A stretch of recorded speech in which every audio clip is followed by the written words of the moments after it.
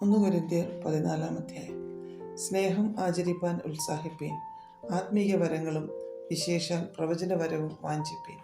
അന്യഭാഷയിൽ സംസാരിക്കുന്നവൻ മനുഷ്യരോടല്ല, ദൈവത്തോടത്രേ സംസാരിക്കുന്നു. ആരും തിരിച്ചറിയുന്നില്ലല്ലോ, എങ്കിലും അവൻ ആത്മാവിൽ മർമ്മങ്ങളെ സംസാരിക്കുന്നു. പ്രവചിക്കുന്നവനോ ആത്മീയ വർധനയ്ക്കും പ്രബോധനത്തിനും ആശ്വാസത്തിനുമായി മനുഷ്യരോട് സംസാരിക്കുന്നു. അന്യഭാഷയിൽ സംസാരിക്കുന്നവൻ തനിക്ക് താൻ ആത്മീയ വർധന വരുത്തുന്നു, പ്രവചിക്കുന്നവൻ സഭയ്ക്ക് ആത്മീയ വർധന വരുത്തുന്നു. നിങ്ങളെല്ലാവരും അന്യഭാഷകളിൽ സംസാരിക്കണം എന്നും വിശേഷാൽ പ്രവചിക്കണം എന്നും ഞാൻ ഇച്ഛിക്കുന്നു. അന്യഭാഷകളിൽ സംസാരിക്കുന്നവൻ സഭയ്ക്ക് ആത്മീയ വർധന ലഭിക്കേണ്ടതിന് വ്യാഖ്യാനിക്കുന്നില്ലെങ്കിൽ പ്രവചിക്കുന്നവൻ അവനേക്കാൾ വലിയവൻ. സഹോദരന്മാരെ, ഞാൻ വെളിപ്പാടായിട്ടോ ജ്ഞാനമായിട്ടോ പ്രവചനമായിട്ടോ ഉപദേശമായിട്ടോ നിങ്ങളോട് സംസാരിക്കാതെ അന്യഭാഷകളിൽ സംസാരിച്ചുകൊണ്ട് നിങ്ങളുടെ അടുക്കൽ വന്നാൽ നിങ്ങൾക്ക് എന്ത് പ്രയോജനം വരും? കുഴൽ, വീണ എന്നിങ്ങനെ നാദം കൊടുക്കുന്ന നിർജീവ സാധനങ്ങൾ തന്നെയും നാദഭേദം കാണിക്കാഞ്ഞാൽ ഊതിയതോ മീട്ടിയതോ എന്തെന്ന് എങ്ങനെ അറിയും? കാഹളം തെളിവില്ലാത്ത നാദം കൊടുത്താൽ പടയ്ക്ക് ആർ ഒരുങ്ങും? അതുപോലെ നിങ്ങളും നാവുകൊണ്ട് തെളിവായ വാക്ക് ഉച്ചരിക്കാഞ്ഞാൽ സംസാരിക്കുന്നത് എന്തെന്ന് എങ്ങനെ അറിയും? നിങ്ങൾ കാറ്റിനോട് സംസാരിക്കുന്നവർ ആകുമല്ലോ. ലോകത്തിൽ വിവിധ ഭാഷകൾ അനവധിയുണ്ട്, അവയിൽ ഒന്നും തെളിവില്ലാത്തതല്ല. ഞാൻ ഭാഷ അറിയാഞ്ഞാൽ സംസാരിക്കുന്നവന് ഞാൻ ബർബരൻ ആയിരിക്കും, സംസാരിക്കുന്നവൻ എനിക്കും ബർബരൻ ആയിരിക്കും. അവണ്ണം നിങ്ങളും ആത്മീയ വരങ്ങളെക്കുറിച്ച് വാഞ്ചിയുള്ളവരാകയാൽ സഭയുടെ ആത്മീയ വർധനയ്ക്കായി സഫലന്മാർ ആകുവാൻ ശ്രമിപ്പീൻ. അതുകൊണ്ട് അന്യഭാഷയിൽ സംസാരിക്കുന്നവൻ വ്യാഖ്യാനവരത്തിനായി പ്രാർത്ഥിക്കട്ടെ. ഞാൻ അന്യഭാഷയിൽ പ്രാർത്ഥിക്കുന്നു എങ്കിൽ എൻ്റെ ആത്മാവ് പ്രാർത്ഥിക്കുന്നു, എൻ്റെ ബുദ്ധിയോ അബലമായിരിക്കുന്നു. ആകയാൽ എന്ത്? ഞാൻ ആത്മാവ് കൊണ്ടും പ്രാർത്ഥിക്കും, ബുദ്ധി കൊണ്ടും പ്രാർത്ഥിക്കും. ആത്മാവ് കൊണ്ട് പാടും, ബുദ്ധി കൊണ്ടും പാടും. അല്ല, നീ ആത്മാവ് കൊണ്ട് സ്തോത്രം ചൊല്ലിയാൽ ആത്മവരമില്ലാത്തവൻ നീ പറയുന്നത് തിരിയാതിരിക്കെ നിന്റെ സ്തോത്രത്തിന് എങ്ങനെ ആമേൻ പറയും? നീ നന്നായി സ്തോത്രം ചൊല്ലുന്നു, സത്യം. മറ്റവന് ആത്മീയ വർധന വരുന്നില്ല താനും. നിങ്ങളെല്ലാവരിലും അധികം ഞാൻ അന്യഭാഷകളിൽ സംസാരിക്കുന്നത് കൊണ്ട് ഞാൻ ദൈവത്തെ സ്തുതിക്കുന്നു.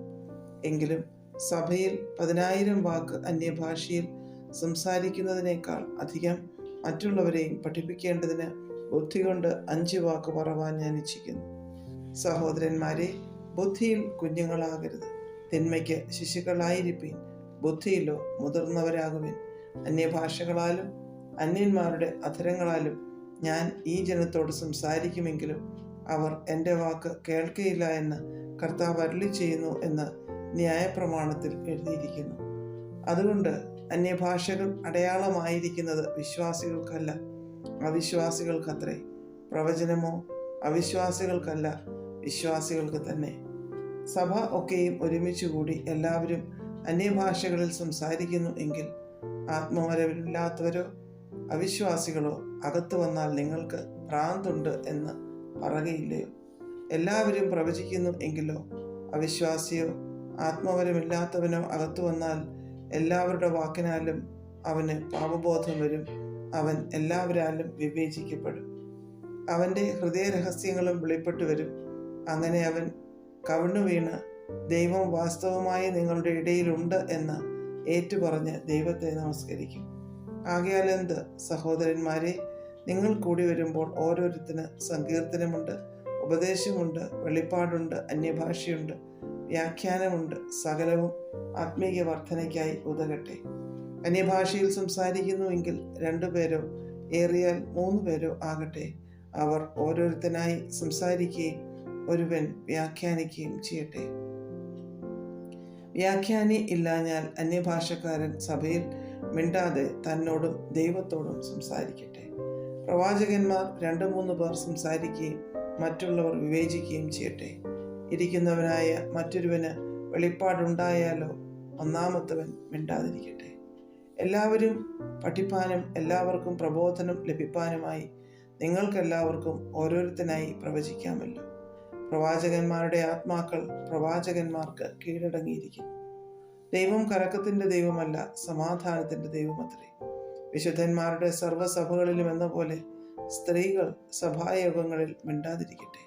ന്യായപ്രമാണവും പറയുന്നത് പോലെ കീഴടങ്ങിയിരിപ്പാനല്ലാതെ സംസാരിപ്പാൻ അവർക്ക് അനുവാദമില്ല. അവർ വല്ലതും പഠിപ്പാൻ ഇച്ഛിക്കുന്നുവെങ്കിൽ വീട്ടിൽ വച്ച് ഭർത്താക്കന്മാരോട് ചോദിച്ചു കൊള്ളട്ടെ. സ്ത്രീ സഭയിൽ സംസാരിക്കുന്നത് അനുചിതമല്ലോ. ദൈവവചനം നിങ്ങളുടെ ഇടയിൽ നിന്നോ പുറപ്പെട്ടത് അല്ല, നിങ്ങൾക്ക് മാത്രമോ വന്നത്? താൻ പ്രവാചകനെന്നോ ആത്മീകനെന്നോ ഒരുത്തിന് തോന്നുന്നുവെങ്കിൽ ഞാൻ നിങ്ങൾക്ക് എഴുതുന്നത് കർത്താവിൻ്റെ കൽപ്പനയാകുന്നു എന്ന് അവൻ അറിഞ്ഞുകൊള്ളട്ടെ. ഒരുവൻ അറിയുന്നില്ലെങ്കിൽ അവൻ അറിയാതിരിക്കട്ടെ. അതുകൊണ്ട് സഹോദരന്മാരെ, പ്രവചനവരം വാഞ്ചിപ്പീൻ. അന്യഭാഷകളിൽ സംസാരിക്കുന്നത് വിലക്കുകയും അരുത്. സകലവും ഉചിതമായും ക്രമമായും നടക്കട്ടെ.